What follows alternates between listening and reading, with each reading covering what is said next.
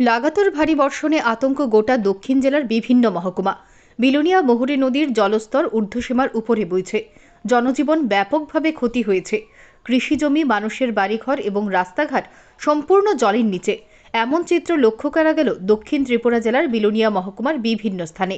বিলোনিয়া মহকুমার পূর্ব কালাবাড়িয়া গ্রাম পঞ্চায়েতের অধীন উত্তর কালাবাড়িয়া এলাকার বাসিন্দা রতনলাল দাসের বাড়িতে ঘরের উপর উঁচু টিলা থেকে মাটির ধস পড়ে ব্যাপক ক্ষতি হয়েছে।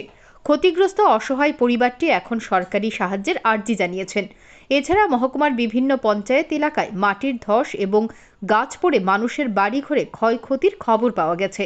অন্যদিকে বিলোনিয়া মহকুমার ছয়ঘরিয়া 14 দেবতা মন্দিরের সামনে রাস্তায় বড় ধস পড়ে প্রায় 1.5 ঘন্টা ধরে যানবাহন আটকে থাকতে হয়েছে। এর ফলে রোগী নিয়ে আসা অ্যাম্বুলেন্স গাড়িও আটকে পড়ে রাস্তায়।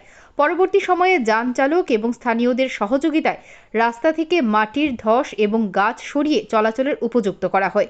কিন্তু আশ্চর্যের বিষয় হলো, কোনো প্রশাসনিক আধিকারিক এবং আপৎকালীন পরিষেবার ডিজাস্টার ম্যানেজমেন্টের দেখা মেলেনি। বিলোনিয়া শহরের বিভিন্ন স্থানে জল জমার ছবিও ধরা পড়েছে। এর মধ্যে বিলোনিয়া মহুরী নদীর জলস্তর বৃদ্ধি পাওয়ায় আতঙ্কে রয়েছে বিলোনিয়া শহর এলাকার জনগণ।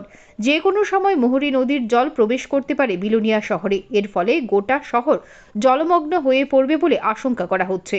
যদিও প্রশাসনের পক্ষ থেকে জানানো হয় তাদের নজরদারি রয়েছে জেলা এবং মহকুমার বিভিন্ন এলাকায় যে কোনো ধরনের বিপদকালীন সময়ে পরিষেবা প্রদান করতে।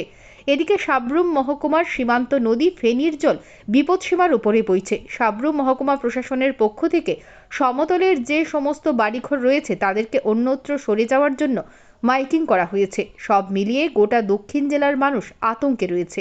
Bureau report, digital Tripura. কি হয়েছে আপনার বাড়িতে?